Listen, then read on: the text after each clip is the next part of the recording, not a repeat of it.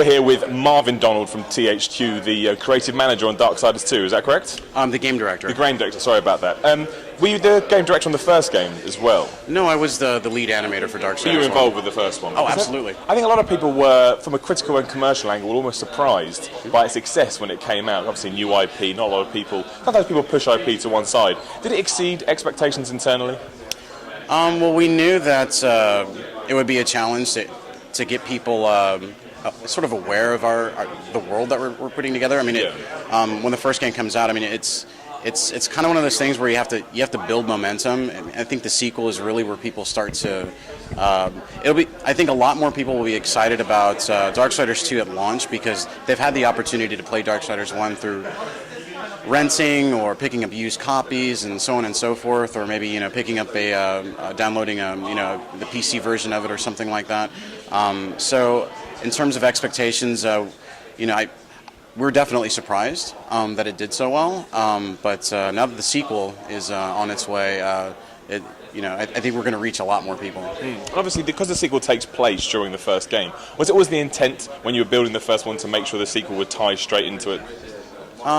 More or less. I mean, granted, when we were working on the first one, we didn't know all the details story-wise for Darksiders 2, but it was essentially something we were planning on doing.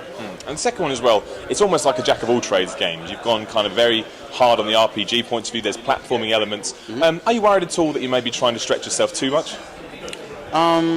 No, because I think with Darksiders 2, since it is a sequel, we've got something pretty solid to build on. A lot of the technology is already there. I mean, the game was playable very early on in development. With Darksiders 1, it took a long time for everything to kind of come to a point where you could play through the game.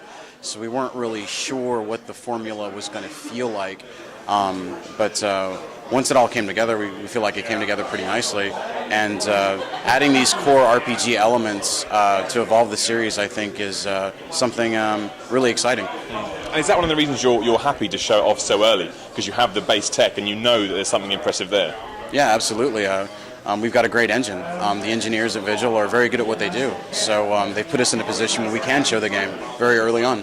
And do you not feel that may be a detriment to the game? Because sometimes when games come too far out, a year on, people have almost got too much information. They're not as excited as kind of a quick burst. Well, we've got a lot of content to show people, so there's going to be updates. Yeah. So don't worry, we'll do our best to keep people interested. Cool. And you mentioned in your demo as well that this is a much bigger game. It's 4 times bigger than Darksiders. It's very open worldy. There's an incredible amount of side quests and stuff. How difficult has that been to kind of add that content in, but using the same tech you already have? Well, we had to improve our pipeline, the way that we produce things, environments in particular.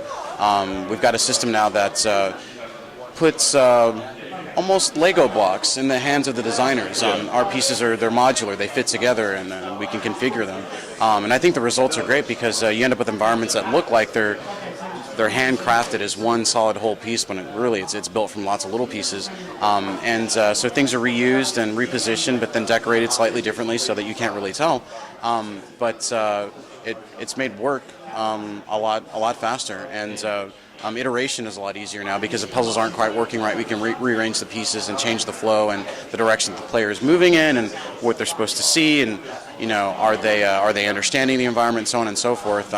Whereas before we were more fully committed to the layouts of rooms because they were all built as one big asset. But now that we can move things around more easily, it's made development a lot faster. And for a Darksiders fan who's keeping up with Darksiders 2 and all the information that's coming out, what would you say to them if they were a little bit upset they're not going to be playing War again this time around?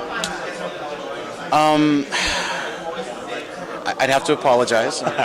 War's a fantastic character, and I hope that they enjoy Death. I hope that they think he's cool. I mean, we definitely do. And I hope they're grateful that we're expanding the universe and that they get to meet another one of the Four Horsemen. I hope they appreciate the contrast between the two characters and see how different they are, which should give War even more value because Death is nothing like War. Does this set Darksiders up for 4 games then, when you go through each of the Four Horsemen? Oh, we'd love to make 4 games, but we'll see. We'll see. What about maybe kind of stepping away from the next one and adding a co-op element where a group of players could be all 4? Co-op is something that we've wanted to do for a long time, but I think after we've introduced the rest of the Four Horsemen and really fleshed out the universe, and hopefully made lots and lots of money because the series has been a success, we can pursue something like that, because that would definitely be a big project. You're a developer that's been very successful with a new IP. Some people aren't that way at all and it gets pushed to the wayside. You're lucky THQ is supporting you on the sequel. How much of a risk was it to launch an IP in this world where Call of Duty is king and yearly iterations are what everybody seems to want? I guess they saw it as something refreshing and different in terms of the characters and the look and feel of the game. And we're glad that they gave us the opportunity, and THQ has definitely been looking to expand their portfolio and have more of their own original IPs. Yeah. And we're happy to be a part of that. Cool. Before we let you go, just one question. Was Death at all based on Skeletor? Not directly, but I can definitely see the comparison. Excellent. Well, thank you very much for your time. Thank you.